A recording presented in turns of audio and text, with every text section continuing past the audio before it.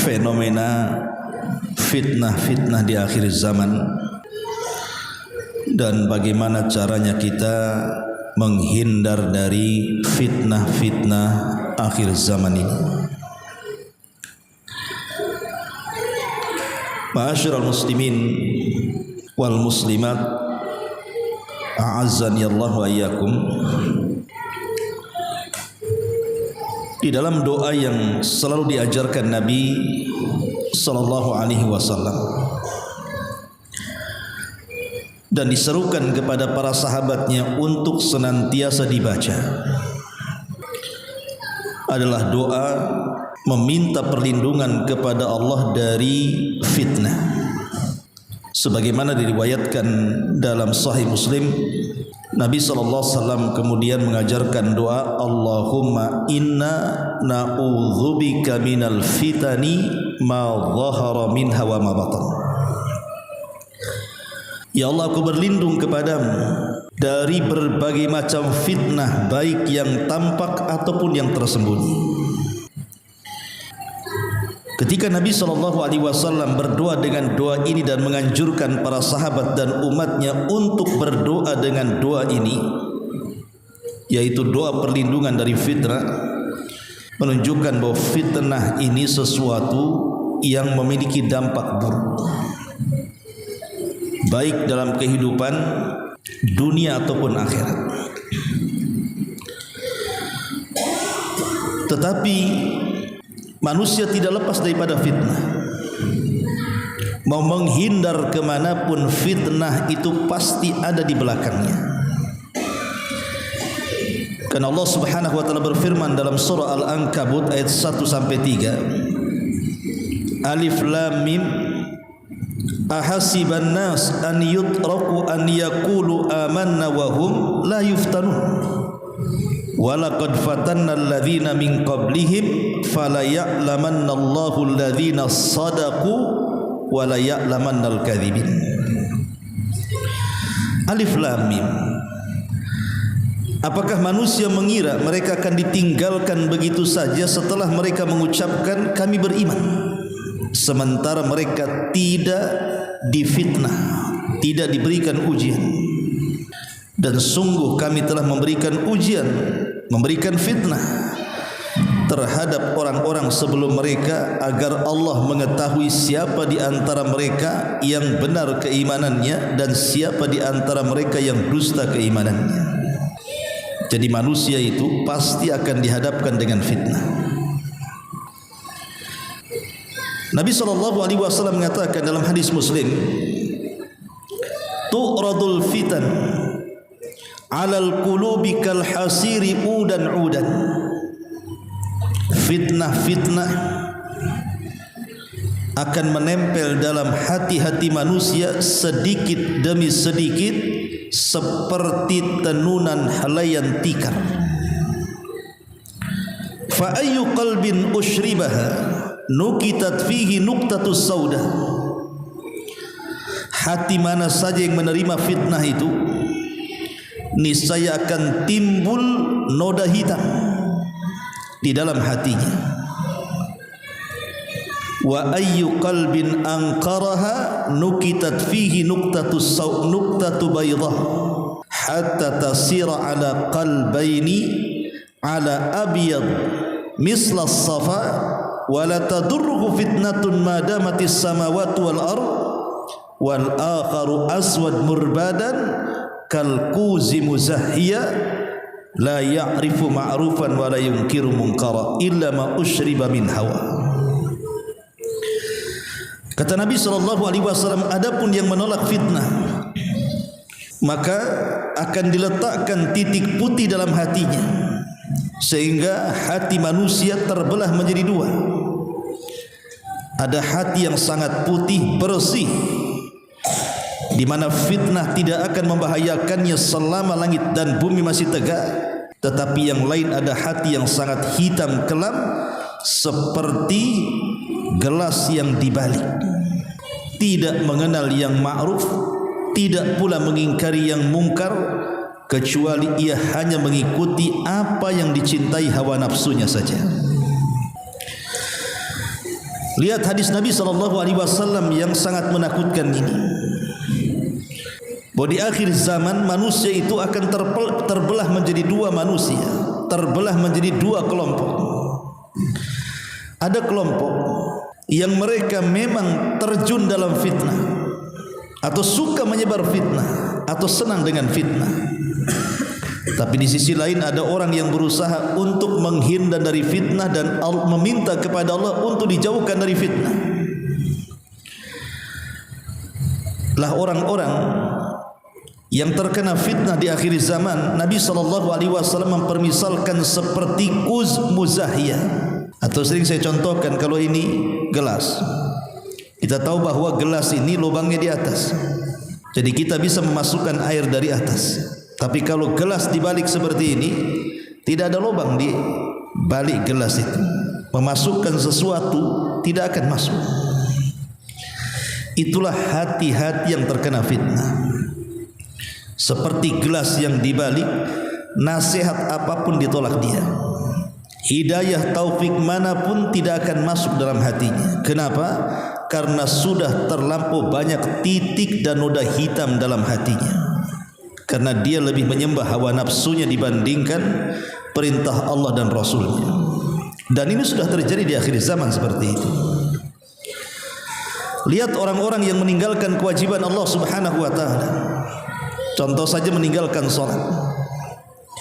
Ada orang-orang yang meninggalkan solat itu tidak peduli dengan solat, tidak peduli bahwa solat itu wajib, yang meninggalkannya bisa kafir, bahkan terancam dengan azab Allah. Tidak peduli. Hatinya seperti gelas yang dibalik.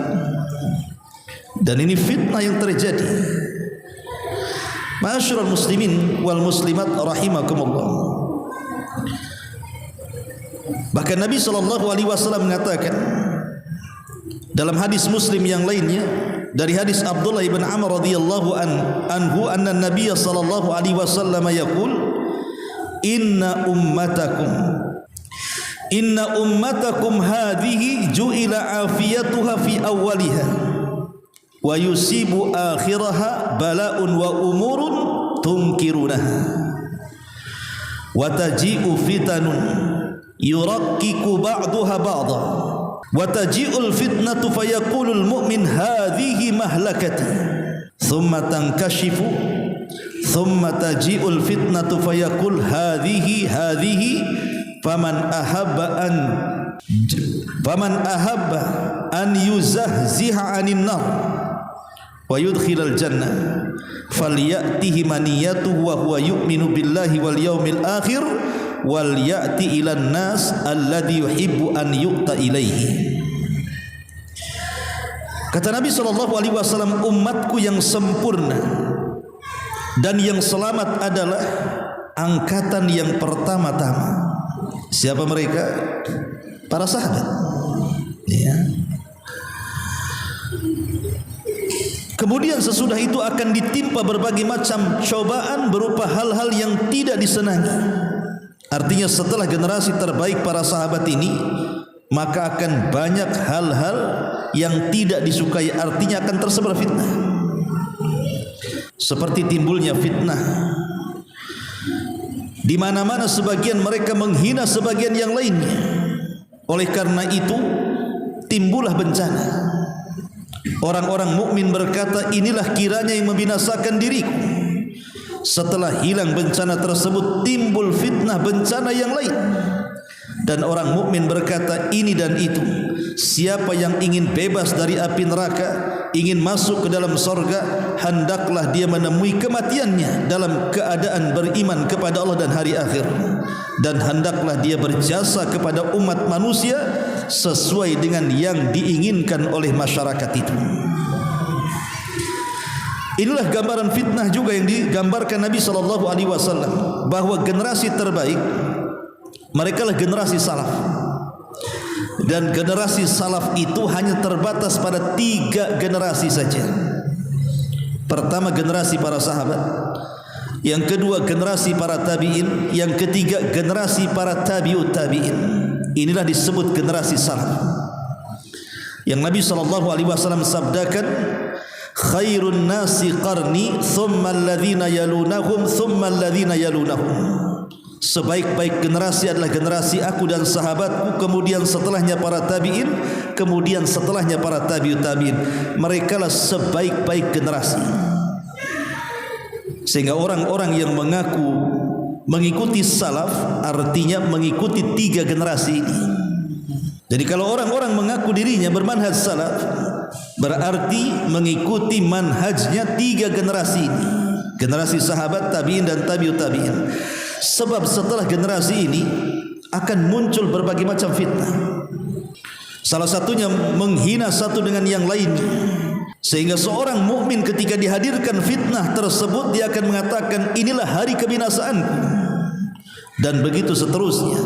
Makanya Rasul mengatakan di akhir hadis, maka siapa yang ingin terbebas dari api neraka dan dimasukkan ke dalam sorga, maka hendaklah dia menemui kematiannya dalam keadaan beriman kepada Allah dan hari akhir, dan hendaklah dia berbuat baik dan menyebarkan kebaikan di tengah-tengah manusia. Sebab kalau sudah fitnah terjadi, orang-orang yang beriman itu akan sesak dada. Pasti fitrah mereka itu akan menolaknya, sama seperti Nabi SAW. Sebelum diangkat menjadi Nabi dan Rasul, dia melihat kondisi orang-orang kafir Quraisy itu yang menyesakkan dada. Semakin hari semakin buruk akhlaknya. Makanya Nabi SAW selalu tahanut mencari tempat-tempat untuk tafakur. Akhirnya tafakur di Gua Hira, kemudian mendapatkan wahyu di situ. Maka orang-orang yang baik ketika melihat fitnah itu sesak dadanya. Ma'asyiral muslimin yang dimuliakan Allah Subhanahu wa taala, lah di antara contoh-contoh fitnah itu, Nabi SAW mengatakan, badiru bil a'mali fitanan. Bersegeralah kalian beramal saleh sebelum muncul berbagai macam fitnah. Kaqita'il lailil mudlim, seperti potongan malam. Yusbihu rajulu mu'minan wa yumsi kafira. Ada orang di pagi hari dia masih beriman, tetapi di sore hari dia sudah kafir. Wa yumsi mu'minan wa yusbihu kafira. Sore hari dia beriman, pagi pula dia kafir. Kenapa demikian? Ya bi'u dinahu bi aradin minad dunya, karena dia memperjualbelikan agamanya dengan harga yang murah dari barang-barang dunia. Betapa banyak hari ini yang disibukkan dengan perkara dunia, akhirnya mereka melupakan agama. Tidak pernah hadir di majelis ilmu, tidak pernah hadir di solat-solat jamaah, tidak pernah beribadah kepada Allah Subhanahu wa taala.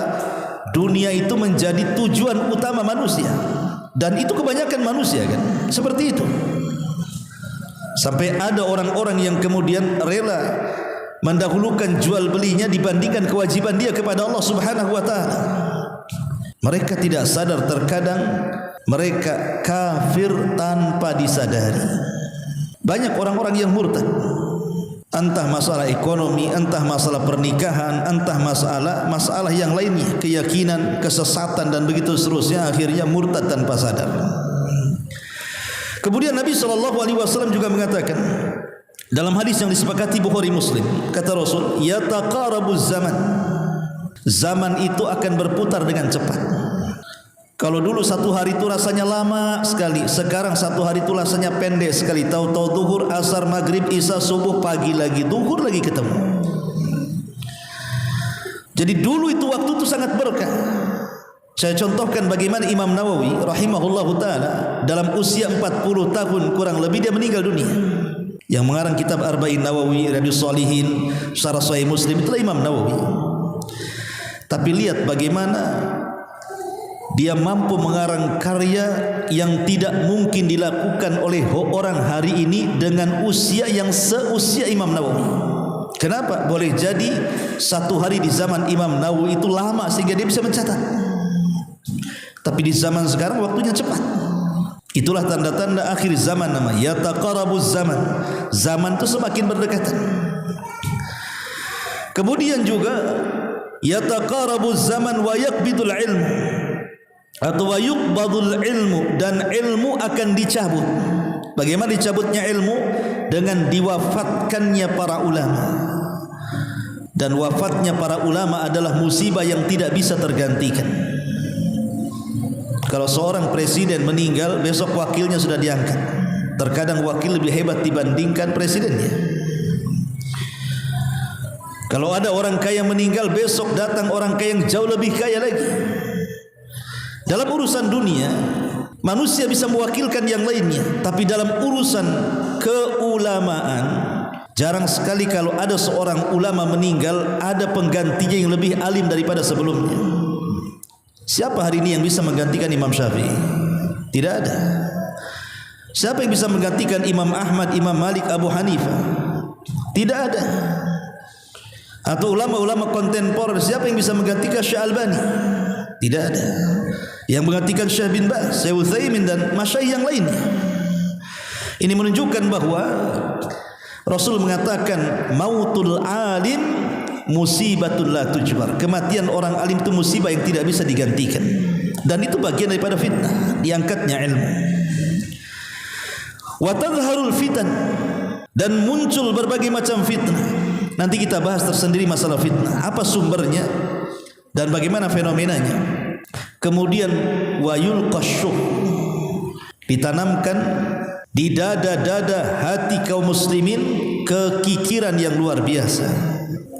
Sudah malas zakat, malas sedekah, malas berbuat baik. Wa yaksurul haraj, dan banyaknya haraj. Qalu ya Rasulullah, wa mal haraj? Rasul, apa itu haraj? Kata para sahabat. Maka Rasul mengatakan al-haraj al-qatlu, pembunuhan demi pembunuhan. Hari ini kita lihat nyawa itu tidak berharga lagi kan. Betapa banyak orang-orang yang dibunuh dengan cara sadis hari ini. Anak sekolah diperkosa kemudian dibunuh, dibuang bangkainya. Anak-anak bayi yang tidak bersalah hasil dari perzinahan karena malu dibuang, disolokan, dikardus di tong sampah dan begitu seterusnya. Bahkan ada anak yang kurang ajar dengan orang tuanya, meminta sesuatu tidak dikasih, kemudian dibantai. Ada seorang suami cemburu, padahal istrinya sudah diceraikan, ketika menikah lagi dibantai pula suami yang barunya. Setiap hari kita disuguhkan dengan pembunuhan demi pembunuhan. Perang antar geng, perang antar geng motor, perang antara ahli waris, macam-macam di dunia ini. Yang kita tidak pernah terpikir dulu, sekarang terbayang luar biasa karena ada di hadapan mata. Setiap hari itu pembunuhan itu terjadi. Kadang-kadang pembunuhan itu masalahnya masalah sepele. Orang ditagih hutangnya, yang berhutang pula bunuh yang ngasih hutang. Terbalik. Nah ini terjadi, ini namanya haraj namanya. Belum lagi perang saudara satu dengan yang lainnya. Dan itu bagian daripada fitnah yang berlaku di akhir zaman. Kemudian Nabi SAW juga mengatakan, Bada'al Islamu ghariba wa sayaudu ghariba kama bada'a fatuba lil ghuraba. Islam ini dulu kemunculannya sangat diasingkan manusia. Sampai orang-orang Quraisy itu aneh dengan dakwah Rasul dan mengatakan aja'alal alihata ilaha wahid inna hadza la syai'un ujab. Hei Muhammad, agama apa yang kau bawa? Kenapa engkau mengharuskan kami membuang Tuhan yang banyak dan menetapkan Tuhan yang satu? Aneh agamamu ini. Dianggap aneh. Dakwah tauhid di zaman Nabi SAW, dan keanehan ini akan muncul di akhir zaman. Wa sayaudu ghariba, akan kembali keanehan ini. Ketika hari ini kita mengingkari kesyirikan, kebid'ahan, kesesatan yang nampak di hadapan mata, ada saja yang membela. Contoh hari ini kan menyebar tuh video-video khurafat-khurafat yang diceritakan oleh oknum para habaib. Saya katakan oknum karena tidak semua. Ada yang mengatakan bahwa ada seorang habib yang merupakan wali Allah dikubur di sini. Kemudian sebelahnya ada orang fasik dikubur di sebelah habib. Kemudian malaikat mungkar nanya sama orang fasik ini berisik. Akhirnya ruhnya si habib ini masuk ke kuburan sebelahnya, ngusir malaikat mungkar dan nakir, jangan berisik dekatku katanya. Dia mengatakan apa? Lihat orang fasik dapat syafaat karena dikubur di sebelah habib katanya. Khurafat ikhwan. Ini khurafat yang seperti masa malaikat mungkar dan nakir diusir, gimana ceritanya? Ada seorang wanita juga Katanya di Yaman. Dia setiap malam bisa berjumpa dengan Nabi SAW dalam kamarnya, berkhalwat dengan Nabi. Nabi yang melarang. Apa kata Rasulullah? Tidak boleh seorang laki-laki dengan perempuan berdua-duaan kecuali ada mahramnya. Dia bisa mengundang Nabi ke kamarnya berdua-duaan. Jadi apabila kita ini punya hajat, mau menikahkan mungkin anak atau mungkin mau hajat apa, nanti tanya kepada wanita yang katanya aulia Allah dari kalangan istri Habahib itu, wanita-wanita keturunan Nabi, kata dia bercerita. Jadi nanti dia mengatakan, tunggu saya akan tentukan harinya. Dia masuk ke kamar, dia panggil Nabi. Nabi datang entah dari mana, masuk ke kamarnya, ya qadhatan. Dengan jelas dia mengatakan ya qadhah. Arti ya qadhah itu artinya betul-betul jasadnya ada di situ. Kemudian bertanya Nabi, ini ada orang mau tanya besok anaknya mau kawin, hari apa kira-kira yang bagus? Khurafat dari mana kayak gini coba? Bahkan ada seorang wali Allah katanya di Yaman, dia bisa menghentikan matahari. Dikomplain oleh orang-orang yang lain yang puasa dan mengatakan, wahai wali, kenapa kau tahan matahari, kami dah lapar katanya. Biarkan dia tenggelam biar cepat maghrib katanya. Gimana nih cerita ini? Tidak ada sejarah yang bisa menghentikan matahari kecuali satu. Siapa? Yusha ibn Nun, seorang nabi. Iya, memang ada kisahnya, sahih. Ketika Yusha ibn Nun membuka kota Palestina, kemudian terjadi perang hebat. Sementara besok sudah masuk hari Sabtu. Sementara bagi orang-orang Yahudi hari Sabtu itu hari sakral, tidak boleh perang. Kalau tidak diselesaikan perang hari Jumat tidak menang, maka besok akan mengalami kekalahan karena hari Sabtu orang Yahudi tidak boleh perang. Maka Yusha ibn Nun mengatakan kepada matahari, wahai matahari, engkau diperintah Allah, aku juga diperintah Allah. Tolong jangan tenggelam dulu sampai ku kalahkan musuh. Akhirnya dikalahkan. Itu mukjizatnya Yusha ibn Nun, seorang nabi. Bisa pula kemudian dibuat khurafat, ada wali menghentikan matahari, tidak boleh tenggelam dulu. Kasihan orang yang puasa kelamaan katanya. Khurafat ikhwan. Bahkan ada seorang habaib cerita, dia punya jubah besar. Jadi kalau antum ingin melihat keindahan sorga, kecantikan bidadari, masuk ke dalam jubahnya. Nanti diperlihatkan tuh keindahan-keindahan di situ. Keindahan sorganya, bidadarinya. Khurafat dari mana lagi ikhwan? Bahkan ada jubah seorang habib itu kalau ditanggalkan, itu ada suara tasbih itu. Dia bertasbih jubahnya.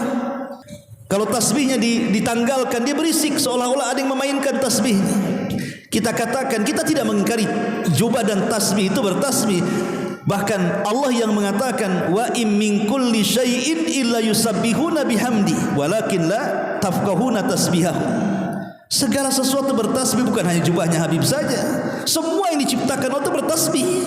Mau batu, mau pohon, mau tiang, mau apa, semua bertasbih. Tapi kita tidak tahu tasbihnya seperti apa. Kenapa dikhususkan kepada jubahnya Habib? Ya. Kita tidak mengkritik. Ini kan saya katakan oknum ikhwatu fiddin. Kalau mereka mengaku turunan Nabi, silahkan saja. Tapi jangan buat khurafat. Bisa menghentikan ombak yang tinggi katanya. Persis kayak Muhammad Gufron jadinya. Bisa bicara dengan Nabi Sulaiman, bisa bicara dengan semut, bisa bicara dengan Nabi Adam. Bahkan Nabi Hud bisa diundang di kuburannya. Ini khurafat ikhwan. Ini fitnah sebenarnya. Bahkan sampai ke taraf syirik. Ada seorang habib bercerita itu, kalau kita sedang genting dalam kondisi membutuhkan hajat dan pertolongan, ada 3 habib, tinggal panggil saja namanya katanya. Nanti kesulitan antum hilang. Subhanallah. Nabi datang memberantas kesyirikan. Ini orang yang konon mengaku keturunan Nabi yang harusnya ikut memberantas kesyirikan sebagaimana kakek buyut mereka, malah menciptakan pula kesyirikan. Lala yang seperti ini ikhwatu fiddin muliakan Allah Azza wa Jalla, ini keasingan Islam. Ini kalau kita bantah seperti ini, mereka enggak terima. Dan mereka mengatakan itu kan karamah. Kita tidak mengingkari karamah. Memang karamah itu ada keanehan-keanehan yang dimiliki para nabi seperti irhasat dan mukjizat. Ada yang keanehan diberikan kepada para wali disebut karamah atau maunah. Ada yang diberikan keanehan kepada tukang-tukang sihir, bomo dan semacamnya seperti sihir dan yang semacamnya. Kita tidak mengingkari keajaiban ini, tapi karamah itu jangan kemudian dibawa kepada khurafat. Kita kenal para wali-wali yang betul-betul mereka wali, dikisahkan bagaimana karamah mereka. Seperti umpamanya di zaman Nabi SAW ada seorang sahabat namanya siapa? Yang mengislamkan Abu Hurairah dari kabilah Daus itu. Tufail ibn Amr ad-Dawsi. Tufail ibn Amr ad-Dawsi. Dia datang kepada Rasul, ya Rasul, saya sudah mendakwahi kaumku tapi mereka tak memusuhi Islam. Berikan tanda-tanda kebesaran Allah kepadaku agar aku bisa berikan hidayah kepada mereka. Kata Rasul, pergilah, nanti akan sampai tanda-tanda kebesaran Allah kepadamu. Berangkat Tufail pulang ke Daus. Di tengah jalan dia obornya mati. Namanya padang pasir gelap. Tiba-tiba ada cahaya di lengannya. Kemudian dia mengatakan, ya Rabb, sebentar lagi aku akan sampai ke kaumku. Kalau ini cahaya dalam tanganku diketahui kaumku akan menjadi fitnah. Pindahkan ke tempat yang lain. Akhirnya diletakkan di dahi. Cahayanya moncor dari dahi. Maka kata Tufail, ya Allah, jangan kau letakkan cahaya di dahi, tempat lain saja. Akhirnya ditaruh di mulut. Kalau mulut berkilo-kilo tuh kalau ngomong tuh. Dengan sebab itu kaum Daus masuk Islam. Iya, kita tidak mengingkari ada karamah, tapi jangan dibuat khurafat. Ya. Jangan dibuat dongeng-dongeng dusta. Bisa membentak malaikat lah dan begitu seterusnya. Ini kan aneh. Bahkan bisa mengundang Jibril lagi. Jibril diundang. Bahkan ada seorang Habib itu bercerita itu setiap hari dia dapat salam dari Nabi. Sahabat Nabi, mereka seperti kelasnya Abu Bakar, Umar, Utsman, Ali. Tidak ada riwayat dapat salam dari Jibril. Hanya orang-orang tertentu, Khadijah, Aisyah, ya dapat salam dari Jibril. Itu hadisnya jelas. Ya. Kemudian ada juga yang lebih parah lagi. Tidak mungkin orang itu bermimpi berjumpa dengan Rasul kecuali harus punya kekuatan 40 kuda. Dari mana coba riwayatnya? Kalau tidak maka dia akan hancur katanya. Ini khurafat-khurafat yang dibuat-buat, ikhwatu fiddin yang muliakan. Itulah keasingan Islam. Wa sayaudu ghariba kama bada. Belum lagi khurafat-khurafat para dukun yang jelas-jelas ya kan, yang baru kemarin banyak viral di medsos. Masyarul muslimin yang dimuliakan Allah Azza wa Jalla. Tapi kalau kita bisa simpulkan secara global, fitnah-fitnah yang terjadi di akhir zaman itu sebenarnya sumbernya cuma dua. Kenapa terjadi fitnah ini? Penyimpangan akidah, penyimpangan akhlak, penyimpangan-penyimpangan yang lainnya, itu sumbernya cuma dua. Pertama syubhat, dan yang kedua syahwat. Adapun syubhat diciptakan oleh iblis dan juga syaitan. Adapun syahwat diciptakan oleh hawa nafsu yang ada pada dada setiap manusia. Sering saya contohkan apa bedanya syubhat dengan syahwat. Nabi Adam dengan iblis. Nabi Adam dikeluarkan dari sorga itu karena syahwat. Tetapi iblis dikeluarkan dari sorga itu karena syubhat. Apa syahwatnya Adam? Makan. Makan itu bagian daripada syahwat. Makan buah larangan. Keinginan untuk makan itu syahwat. Disebabkan makan keluar Adam. Tapi iblis diusir dari sorga karena apa? Syubhat. Dia merasa ketika disuruh sujud tak mau dia. Dia merasa lebih baik dibandingkan Adam. Padahal ini perintah Allah. Harusnya perintah Allah. Jangan tanya kenapa sujud-sujud sajalah kalau sudah perintah Allah. Tapi iblis membangkang karena ada syubhat di kepalanya. Enak saja aku sujud kepada si Adam. Aku kan lebih baik diciptakan dari api dan dari tanah. Mau, tidak mau katanya. Akhirnya tak sujud dia. Itulah perbedaan syubhat dengan syahwat. Maka dari sinilah iblis selalu memberikan syubhat dengan bentuk was-was kepada Bani Adam. Tetapi hawa nafsu yang ada pada setiap anak Adam itulah yang melahirkan syahwat. Masyarul muslimin yang dimuliakan Allah Subhanahu wa taala, umumnya syahwat itu timbul dari dua perkara. Syahwat ini banyak. Tapi kebanyakan syahwat ini memunculkan dua perkara. Pertama hubbul mal, cinta kepada harta, cinta kepada dunia. Yang kedua hubbun nisa, cinta kepada wanita. Jadi syahwat ini berkisar dua ini saja kebanyakan yang terjerat dalam syahwat itu. Imma dia terlampau sibuk dengan dunia, melupakan akhirat, atau mungkin sibuk dengan perempuan, akhirnya dia pun melupakan akhiratnya. Makanya lihat bagaimana Nabi SAW itu untuk membentengi syahwat perempuan, Rasul melarang tidak boleh berdua-duaan dengan wanita kecuali ada mahramnya. Rasul melarang tidak boleh berdandan ala jahiliyah. Bahkan Quran sendiri mengatakan wala tabarrujna tabarrujal jahiliyatil ula. Kemudian juga Rasul melarang tidak boleh wanita itu untuk menaikkan suaranya. Bahkan Rasul mengatakan suara wanita itu aurat. Macam-macam hadis tentang hukum-hukum seputar wanita. Karena mereka yang menimbulkan syahwat ataupun harta. Rasul melarang tidak boleh mencuri, tidak boleh mengambil hak, tidak boleh mengambil sejengkal tanah dan begitu seterusnya. Karena itu yang menimbulkan kerusakan. Dan syahwat itu umumnya menghancurkan akhlak. Adapun syubhat itu menghancurkan agama. Karena syubhat ini bicara soal agama, membuat keraguan-raguan dalam agama, membuat khurafat-khurafat dalam agama, membuat kemudian orang-orang tidak yakin lagi dengan keyakinannya. Seperti baru-baru sering saya singgung, ada seorang ustaz mau menyamakan Al-Quran dengan Injil. Injil mengatakan Isa itu anak Tuhan, mau disamakan pula yang semakna ada juga di Quran. Tidak ada Quran yang mengatakan Isa anak Tuhan, kecuali dalam bentuk celaan. Kalau dalam bentuk penetapan tidak ada, karena Islam meyakini Isa itu nabi, bukan anak Tuhan. Si ustaz ini pula mau menyamakan, oh ada yang semakna dengan Quran. Disebutlah kemudian surah Maryam itu. Ini syubhat namanya. Kalau orang jahil ya saja, tapi kalau orang alim ya tidak bisa kayak gitu. Kenapa dia tidak jelaskan itu keyakinan anda, keyakinan saya seperti ini, harusnya kan seperti itu. Kenapa mesti dicocok-cocokkan di situ? Sampai kiamat gak akan cocok. Kenapa? Karena agama yang mentauhidkan Allah tidak akan sama dengan agama yang menyekutukan Allah. Mereka mengatakan Isa anak Tuhan, mereka mengatakan Isa satu di antara 3 Tuhan atau 3 in 1, dan mengatakan Isa adalah Tuhan itu sendiri. Ini yang paling ekstrim. Dalam Islam tidak ada mengatakan Muhammad anak Tuhan, Muhammad satu di antara 3 Tuhan, Muhammad Tuhan, tidak ada. Muhammad Rasulullah, Isa juga Rasulullah, semua para nabi Rasulullah, utusan-utusan Allah Subhanahu wa taala. Lah ini disebut syubhat namanya.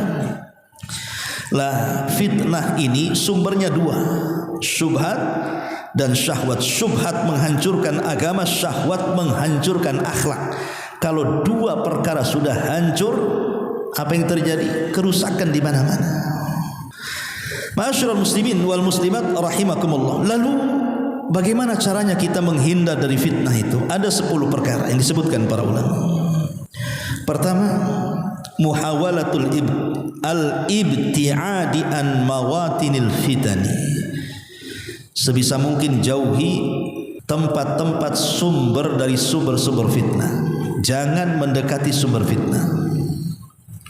Pemanya ada orang sesat sedang berceramah, jangan hadir di situ. Nanti terkena syubhat kita di situ. Pemanya ini ada tempat-tempat membangkitkan syahwat di situ. Entah lokalisasi, entah judi, entah apa tempat-tempat membangkitkan syahwat, jangan lewat di situ, apalagi hadir di situ. Jauhi tempat-tempat fitnah. Ada orang yang sedang bergibah, jauhi.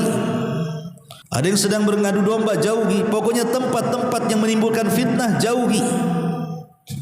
Karena Allah Subhanahu wa taala mengatakan dalam surah Al-Anfal 25, wattaqu fitnatal la tusibannal ladzina zalamu minkum khassa. Takutlah kepada fitnah yang kalau Allah timpakan kepada kalian bukan hanya orang zalim yang terkena, orang baik pun kena imbasnya.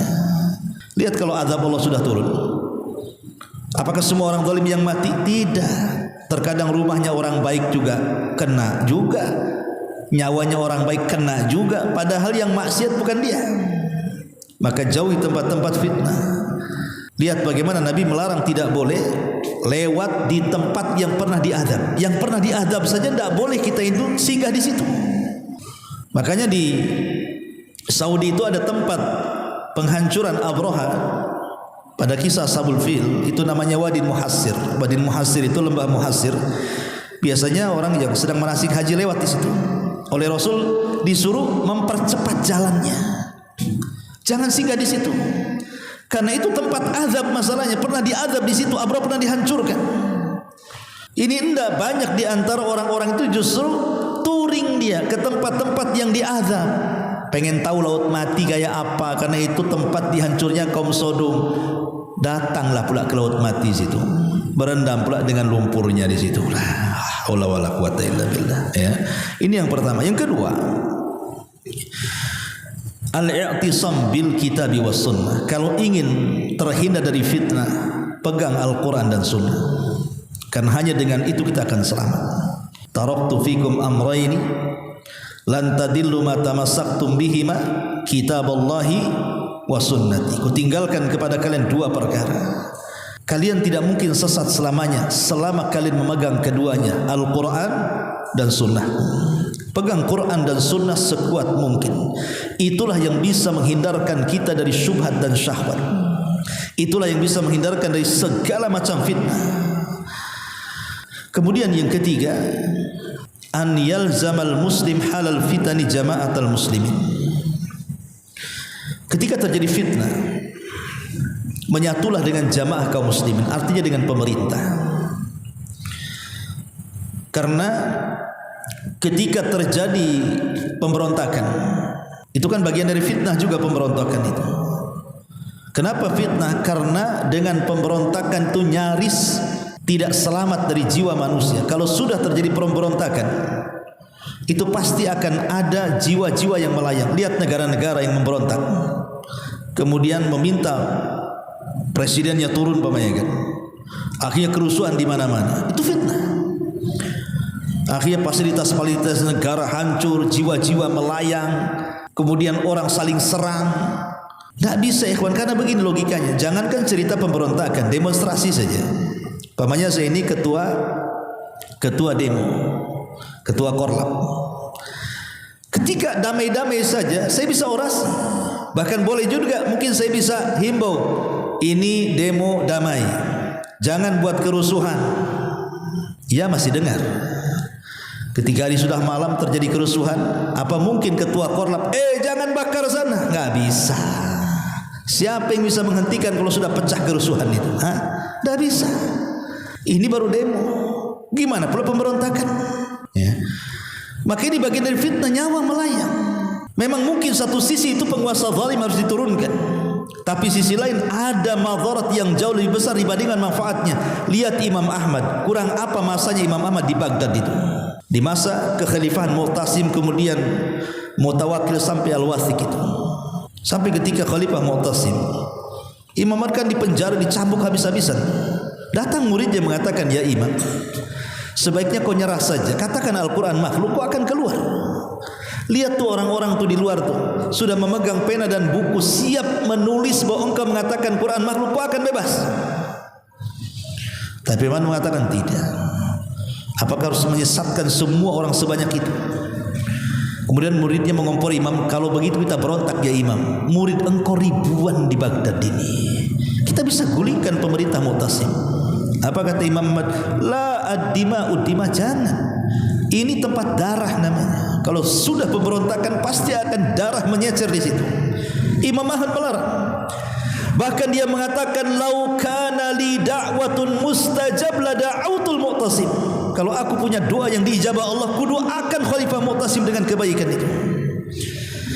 Maka dalam tempat-tempat fitnah ini, merapatlah kepada jamaah kaum muslimin, artinya kepada pemerintah. Kemudian yang keempat, ya, as-sabr, bersabar ketika menghadapi fitnah. Nabi SAW mengatakan, inna min waraikum ayyama sabri lil mutamassiki fihinna yawma idzin bima antum alaihi ajru 50 minkum. Qalu ya Nabi Allah, aw minhum? Qala bal minkum. Rawahu Tabrani wa sahahahu Albani fi silsilati sahihah. Kata Rasul, kelak akan datang zamannya di mana kalian akan menghadapi hari-hari kesabaran, di mana orang-orang yang memegang sunnah Nabi SAW pada hari itu seperti memegang bara api. Tetapi siapa yang memegang sunnah, maka dia akan dapat pahala sebanyak 50 para sahabat. Sahabat bertanya, apakah seperti kami? Ya, seperti kalian. Dan kita lihat sabda Nabi SAW ini sudah menjadi sebuah kenyataan. Islam sudah mulai diasingkan, sunnah sudah mulai tidak diacuhkan, bahkan orang yang menghidupkannya diolok-olokkan dan begitu seterusnya. Makin berat. Bahkan baru sunnah kecil dilakukan saja, mungkin baru antum yang baru hijrah mengangkat kain di atas mata kaki, wah sudah heboh. Ada wanita bercadar di desa, sudah diusir. Ini ajaran apa ini? Itu baru segi penampilan, belum lagi meluruskan pemahaman dan keyakinan. Berapa banyak kemudian masjid-masjid di demo, pengajian-pengajian dibubarkan, dan itu terjadi. Bukan isapan jempol, memang itu terjadi. Pengajian di mana-mana dibubarkan, padahal mereka sedang mengajak manusia ke jalan Allah, kepada sunnah Rasulullah. Di sisi lain gereja pula dijaga, di sisi lain pula umat-umat di luar Islam datang dihormati, padahal sesama kaum muslimin harusnya lebih hormat. Okelah kalau memang ada perbedaan, tapi selama rukun Islamnya sama, rukun imannya sama, apa masalahnya? Sementara orang kafir yang sudah jelas-jelas tidak rukun Islamnya sama dengan kita, rukun imannya berbeda dengan kita, kenapa lebih dimuliakan? Dengan alasan toleransi. Harusnya itu diberikan kepada kaum muslimin. Ma'asyiral muslimin yang dimuliakan Allah Subhanahu wa taala, maka ini sudah terjadi hari-hari kesabaran ini. Ya. Ma'asyiral muslimin, kemudian yang kelima, ar-ruju' ilal ulama'ir rabbaniyin as-sadiqin ahlu al-basirati wan nazar fi maqasidis syariati wa ma'alatil umuri. Di zaman fitnah itu antum harus mendekat kepada para ulama, kepada tokoh-tokoh agama yang rabbani, betul-betul mengajarkan ajaran Rabb Allah Subhanahu wa taala, yang menyampaikan sunnah Nabi sallallahu alaihi wasallam, merapat kepada mereka. Karena Allah yang mengatakan dalam surah An-Nisa 83, wa idza ja'ahum amrun minal amni awil khaufi ada'u bih walau radduhu ila ar-rasul wa ila ulil amri minhum la'alimahu alladhina yastanbituna minhum walaula fadlullahi alaikum wa rahmatuhu lattaba'tumus syaitana illa qalila. Apabila datang kepada mereka satu berita tentang keamanan ataupun kemenangan ataupun ketakutan ataupun kekalahan, mereka menyebarluaskannya. Padahal seandainya mereka menyerahkan kepada Rasul dan ulil amri, pemegang kekuasaan di antara mereka, itulah orang-orang yang ingin mengetahui kebenaran akan dapat mengetahui secara resmi dari mereka, Rasul ataupun ulil amri, tentang beritanya. Sekiranya bukan karena karunia dan rahmat Allah kepadamu, tentulah engkau mengikuti setan kecuali sebagian kecil dari mereka. Begini di masyarakat kita ini, kadang-kadang ada berita langsung heboh. Jadi ada satu berita itu langsung heboh, seperti dulu umpamanya ketika Covid, ya, ketika kemunculan bintang Suraya, maka akan menghilangkan Covid. Dengan bintangnya muncul bintang Suraya akan menghilangkan Covid. Padahal riwayat itu bercerita tentang hama yang ada di kota Madinah. Tapi kemudian hadis itu dibawa kepada wabah Covid di negeri kita ini. Wah, digembar-gemborkan hadis itu. Akhirnya masyarakat heboh kan zaman itu. Padahal kalau seandainya ditanyakan kepada para ulama tentang hadis itu dan kaitannya dengan Covid-19 dulu, ternyata nggak ada apa-apa. Kenapa buat heboh? Belum lagi ada dentuman dulu, heboh satu Indonesia. Belum lagi ada nanti Ramadan akan terjadi asap yang pekat di langit, dan itu menandakan awal dari tanda kiamat besar. Ternyata Ramadan lewat, tak ada pula kiamat. Ini kalau berita-berita ini langsung disebar kemana-mana, kacau manusia. Sampai ada di Tiban Kampung itu, Mas Agus tuh cerita sama saya semalam, Ustaz, kenapa?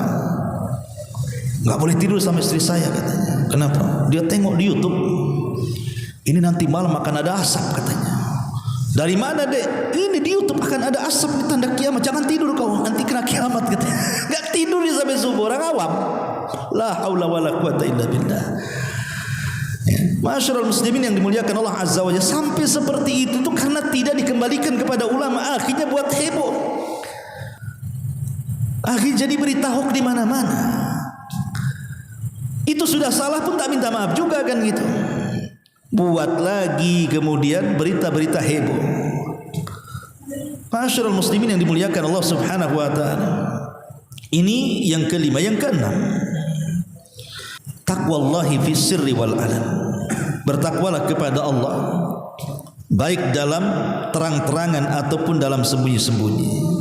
Karena Allah Subhanahu wa taala mengatakan, "Wa man yattaqillah yaj'al lahu min amrihi yusra." Siapa yang bertakwa kepada Allah, Allah jadikan perkaranya mudah. Dalam ayat yang lain, wa man yattaqillah yaj'al lahu makhraja, siapa yang bertakwa Allah kasih jalan keluarnya. Dan begitu seterusnya. Takwa itu bisa melepaskan kita dari fitnah. Kemudian yang nomor 7 adalah kasratul ibadah. Di saat fitnah banyak di mana-mana, syubhat di mana-mana, syahwat di mana-mana, perbanyak ibadah. Karena pahalanya besar. Rasul mengatakan al-ibadatu fil haraji kal hijrati ilayya. Ibadah di waktu terbanyaknya fitnah itu hukumnya sama dengan hijrah kepadaku, kata Rasul. Subhanallah. Kenapa demikian? Al-Imam Al-Qurtubi rahimahullahu ta'ala, sebagaimana Nabi SAW ketika hijrah dari Mekah ke Madinah, tujuannya apa? Menjaga agama agar tidak dirusak oleh orang-orang musyrik, maka diperintahkan hijrah dari Mekah ke Mekah ke Madinah supaya dijaga agamanya. Sebab kalau terus menetap di Mekah, maka akan terus agama Islam itu akan diintimidasi. Boleh jadi kemudian lama-lama akan habis kan gitu. Maka untuk mempertahankan agama Rasul hijrah. Maka ibadah di waktu terjadi banyak fitnah itu seperti itu. Kita keluar dari fitnah manusia, kita fokus beribadah kepada Allah Subhanahu wa taala. Makanya ibadah di waktu fitnah sama dengan hijrah kepada Nabi sallallahu alaihi wasallam. Kemudian juga yang nomor 8, tidak mudah menyebarkan berita di medsos. Adamul isya'ati fi tawasul internet. Artinya tidak boleh, sebisa mungkin jangan mudah menyebarkan berita-berita hoax. Hari ini musibah terbesar dalam kehidupan kita itu adalah handphone. Tidak anak tidak orang besar, tidak laki-laki, tidak perempuan, tidak yang muda, tidak yang tua, sama terkena fitnah handphone ini. Dengan berbagai macam aplikasinya, dengan YouTube-nya, dengan Facebook-nya, dengan Instagram-nya, dengan TikTok-nya, dengan WeChat-nya, dengan macam-macam istilahnya di situ. Semua disibukkan dengan perkara itu. Ada hari-hari yang setiap hari menonton sinetron bergelombang-gelombang, berseri-seri, pagi, siang, sore drakor.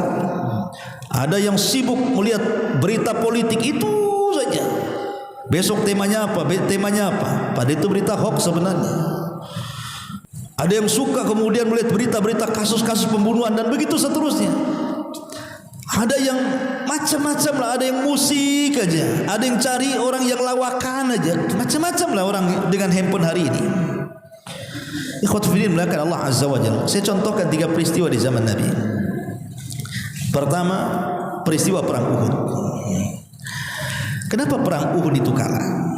Pertama, karena takdir dari Allah memang sudah kalah. Yang kedua, tapi ada sebabnya. Salah satu sebab kekalahan perang Uhud selain daripada para pemanah yang turun ke bawah, karena disebarnya isu terbunuhnya Nabi SAW. Padahal yang terbunuh itu Mus'ab ibn Umar, karena kalau Mus'ab bin Umar dengan Rasul itu menggunakan baju besi itu perawakannya hampir mirip. Sehingga ketika Mus'ab bin Umar terbunuh di perang Uhud, disangkanya Nabi yang meninggal. Disebarlah isu terbunuhnya Nabi, sehingga melemahkan para sahabat. Akhirnya sahabat korat-karit, kocar kacir, tunggang langgang, terjadi kekalahan. Akibat menyebarkan berita hoax, terjadi kekalahan perang. Satu. Yang kedua, ketika para sahabat hijrah pertama kali ke Ethiopia, Raja Najasyi atau Ashama ibn Abjur hijrah beberapa orang, tidak banyak, ke Ethiopia. Sampai di Ethiopia mendengar bahwa penduduk Mekah masuk Islam dengan turunnya surah An-Najm. Ketika mereka sujud, rupanya tidak benar, mereka pulang. Sudah senang nih orang-orang yang hijrah di Habasyah ini, pulang ke Mekah, rupanya berita hoax. Akhirnya mereka dapat siksaan lagi. Kemudian hijrah lagi 2 kali ke Ethiopia. Lihat, gara-gara berita hoax. Dampaknya seperti itu, penyiksaan kembali terulang. Kemudian yang ketiga tentang hadisatul ifki. Aisyah dituduh berzina dengan Safwan ibn Mu'attil karena ketinggalan pasukan perang ketika Aisyah buang hajat di malam hari. Apalagi kemudian cincin atau gelangnya hilang, dia mencari, disangkanya sudah naik ke rumah unta-untaan, rupanya belum. Ketinggalanlah dia pasukan. Datang seorang sahabat namanya Safwan ibn Mu'attil menolongnya. Kemudian lewat di para pembesar munafik, Abdullah ibn Ubay bin Salul, disebarnya berita Aisyah berzina dengan Safwan. Membuat heboh kota Madinah, membuat sedih Rasul, membuat berantakan semuanya. Lah ini sebuah pelajaran bagi kita. Jangan mudah copy paste. jangan mudah nge-share, jangan mudah menonton. Apalagi narasumber itu mereka dari orang-orang kafir. Narasumber itu tidak pernah sholat, tidak tahu amanah, hanya umpamanya lawan politik atau apa kan gitu. Karena kita lihat bahwa orang-orang yang menjadi tim sukses, maka dia berusaha untuk memenangkan kandidatnya dan akan menghina lawannya. Terkadang menghina lawan itu membuat berita-berita hoax, terkadang mencari-cari aib-aib dia kemudian disebar supaya menghilangkan karakternya. Banyak kan cara-cara yang tidak baik itu sebenarnya. Apa dibolehkan dalam agama? Tidak dibolehkan. Celakanya kita pula hari-hari menonton dan tidak diimbangi dengan belajar agama. 99% nonton itu, 1% pula baca zikir itu. Nah, ini kan masalah kalau sudah seperti ini. Nah, ini fitnah. Ya. Ini yang nomor 8. Yang nomor 9, nasrul khairi bainan nas, sebarkan kebaikan di tengah-tengah manusia. Sebagaimana tadi hadis Rasul mengatakan, faman ahabba an yuzahziha 'anil nar wa yudkhilal jannah falta'tihi maniyatuhu wa huwa yu'minu billahi wal yawmil akhir wal ya'ti ilan nas alladhi yuhibbu an yu'ta ilaihi. Barang siapa yang mencintai dijauhkan dari neraka dan dimasukkan ke dalam surga, maka berangan-anganlah kematiannya dalam keadaan dia beriman kepada Allah dan hari akhir, dan datanglah dia kepada manusia sesuai dengan yang manusia cintai. Artinya sebar kebaikan di tengah-tengah mereka. Di tengah fitnah itu sebarkan kebaikan. Ketika manusia mengeser berita-berita hoax, antum sebarkan agama di situ. Ketika manusia main TikTok dengan aurat-auratnya, dengan joget-jogetnya, dengan nyanyian-nyanyiannya, antum sebarkan hadis Nabi di tengah-tengah mereka. Ketika manusia menyebarkan syahwat, antum sebarkan agama. Masalahnya subscribe-nya gak naik-naik Ustaz. Itu orang mancing bisa 1 juta subscribe-nya Ustaz. Jangan, yang nilai itu bukan subscriber. Yang nilai pahala itu bukan mereka, Allah Subhanahu wa taala. Mau 1, mau 2, mau 3 penonton tidak masalah. Itu jadi amal jariah kita setelah kematian kita. Dan ketika beramal itu jangan terlampau mengharap ucapan syukran jazakallah khairan atau doa orang-orang yang kita berbuat baik kepadanya. Aisyah radhiyallahu anha itu kalau dia sedekah, dia tidak mau mendengar ucapan syukran dari orang yang disedekahinya. Jadi kalau sedekah kasih langsung tutup pintu. Itu Aisyah radhiyallahu anha. Dia tidak mau mempengaruhi hatinya. Kalau sekarang ditunggu tuh, berterima kasih enggak dia? Awas kalau enggak katanya.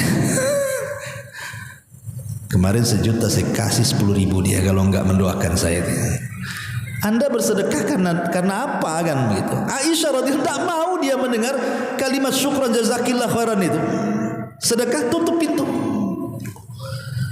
Itulah hati-hati orang-orang mulia kan, betul-betul ikhlas karena Allah Subhanahu wa taala. Makanya kenapa orang ria itu bukan hanya tersiksa di akhirat, di dunia saja sudah tersiksa.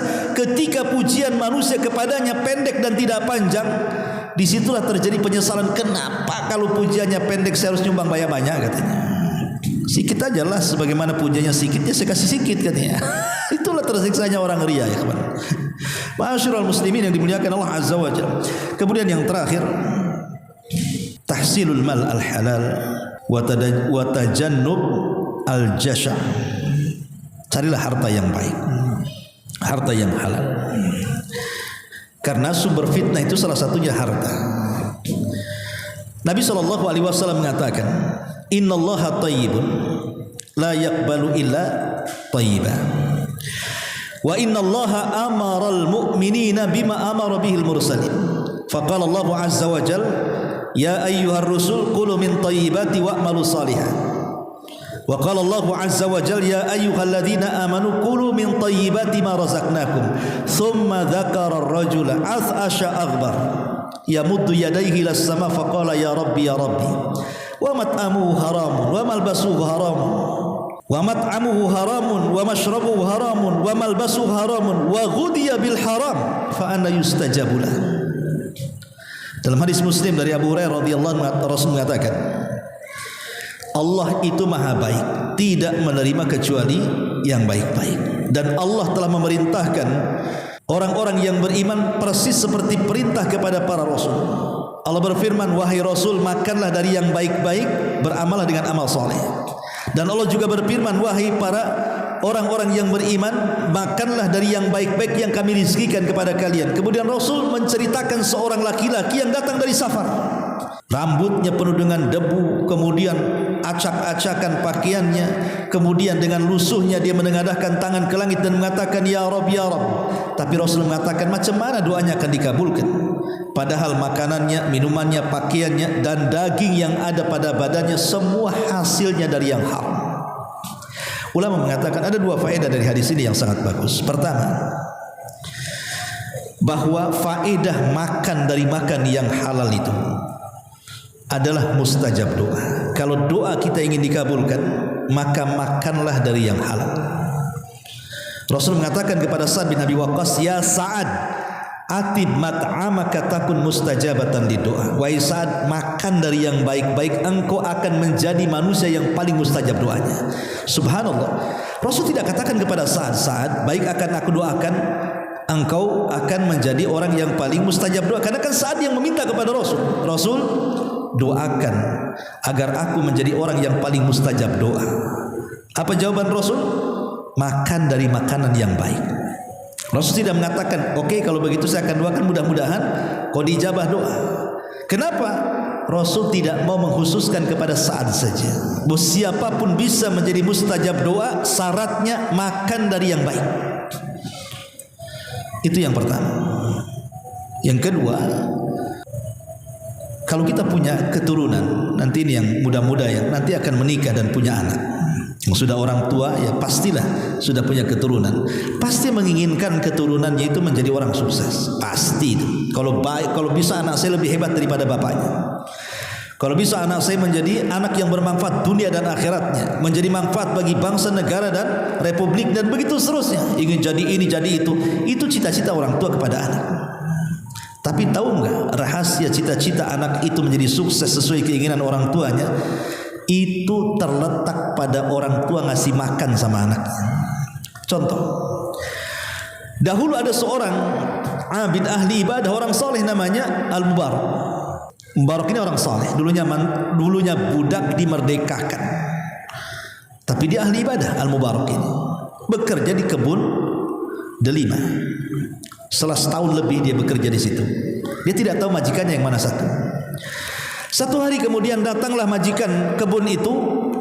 Lah kebetulan di hadapannya ada Mubarak. Maka dia mengatakan, wahai pekerja, ambilkan delima untukku. Ia bergegas karena yang merintahkan majikannya, dia cepat mengambil delima. Rupanya pas dicicipi, kecut pula delima itu. Kata majikannya, ambil yang lain. Kecut lagi, ambil yang lain. Kecut lagi, marah majikannya. Hei pekerja, apa engkau baru sebentar bekerja di sini? Kata Mubarak, sudah lama wahai Tuhan. Kenapa kau tidak bisa membedakan mana delima yang kecut, mana delima yang manis? Kata Mubarak, wahai Tuhan, macam mana aku bisa membedakan delima manis, delima kecut? Selama setahun lebih aku bekerja di kebunmu, aku hanya diperintah menjaga kebun, bukan memakan buah kebun. Aku tidak pernah memakan baik yang ditangkai ataupun yang jatuh. Aku berusaha tidak memakannya karena tidak ada perintah. Yang ada perintah jaga kebun. Itu yang kulaksanakan. Kalau sekarang kan enggak. Penjaga kebun yang pertama kali mencicipi sebelum pemilik kebun. Yang lebih parah, penjaga kebun panen, dia yang jual panennya, yang pemilik kebun bingung mana buahnya katanya. Ini yang parah lagi, ya. Ini yang kurang ajar penjaga kebun kayak gini nih. Jadi tajublah tuannya. Ada orang yang amanah, yang jujur. Siapa namamu? Mubarak. Mubarak besok datang ke rumah. Besoknya datang ke rumah majikannya. Kata majikannya, Mubarak, aku punya anak gadis. Dia sudah layak menikah. Saya lihat di raut mukamu, kau orang baik, kau orang soleh. Saya ingin berdiskusi empat mata tentang jodoh anak gadisku. Kira-kira kalau anak gadisku ini menikah, seperti apa laki-laki yang berhak menikahinya? Maka Mubarak mengatakan, ya Tuhan, orang Yahudi menikahi perempuan karena kecantikannya, orang Nasrani menikahi perempuan karena kekayaannya, tapi orang Islam menikahi perempuan karena akhlak, iman dan takwanya. Kata tuannya, oh gitu, dan saya tidak melihat akhlak, iman, takwa kecuali ada pada dirimu. Kawin kau dengan anakku, katanya. Masya Allah, mewarisi kebun delima. Nikah nih Mubarak dengan anak pemilik kebun delima ini. Dari pernikahannya lahir orang besar. Siapa yang tidak kenal Abdullah ibn Mubarak, ulama dunia. Itu ulama dunia yang kelak akan menjadi orang kaya di Irak. Bukan hanya Allah anugerahkan kekayaan yang banyak, tapi ilmu yang mendunia, yang dicatat dalam kitab-kitab ulama, fatwa-fatwanya Abdullah ibn Mubarak itu. Anak siapa Abdullah Mubarak? Anaknya si Mubarak. Yang ketika dia bekerja di kebun delima, dia meninggalkan yang syubhat apalagi yang haram. Dari sini kata para ulama faedahnya, lihat kalau ingin mencetak anak besar, maka berilah mereka makanan-makanan halal. Al-Imam Al-Juwaini atau dikenal Al-Imam Al-Haramaini, guru daripada Imam Ghazali, itu kalau debat tak pernah kalah. Tapi sekali-kali kepleset-pleset lidahnya itu. Jadi dia bercerita kenapa dengan kehebatan debatnya Imam Juwaini itu, terkadang di tengah-tengah bicara kadang-kadang kepleset, sabkul lisan bahasa kitanya. Ya. Kemudian bercerita dulu waktu ayahku bernazar sebelum aku lahir, dia pengen mencetak dari perut ibuku seorang bayi yang kelak menjadi ulama besar. Dan dia mensyaratkan kepada ibuku, istrinya, maksudnya istri ayahku, tidak boleh menerima makanan dari siapapun kecuali dia yang mencari dan hasil keringatnya. Kalau ada makanan dari tetangga hanya diterima tapi nggak dimakan, nggak boleh dimakan. Betul-betul mensortir makanan yang masuk ke tubuh istrinya supaya betul-betul dapat anak dengan anak yang berkah. Akhirnya betul istrinya tidak pernah memakan makanan yang dikasih siapapun. Dia hanya memakan makanan hasil jeripaya suaminya saja yang halal-halal. Satu hari dia hamil, lahirlah aku. Di waktu bayi, aku pernah menangis karena ibuku sibuk. Rupanya ketika aku menangis sendirian, ibuku sibuk di dapur, ada seorang tetangga jariah budak yang juga sedang menyusui anaknya. Melihat aku, kasihan dia, jangan-jangan anak itu haus. Bayinya diletakkan, diambilnya bayi Mubarak, disusukan kepada dia. Ibunya datang dari dapur marah-marah, diambil lagi sama ibunya Mubarak itu. Kata Mubarak, itulah yang membuat pelat lidahku, karena aku pernah memakan satu sedot atau dua sedot susu dari seorang budak jariah yang tidak tahu apakah dia makan dari makanan yang halal atau yang haram. Dari sini ada pengaruh besar makanan itu maksudnya, ya. Maka inilah diantara 10 perkara yang bisa menghindarkan kita dari fitnah akhir zaman. Subhanakallah bihamdika asyhadu an la ilaha illa anta astaghfiruka wa atubu ilaik. Allahu ta'ala alam. Assalamualaikum warahmatullahi wabarakatuh.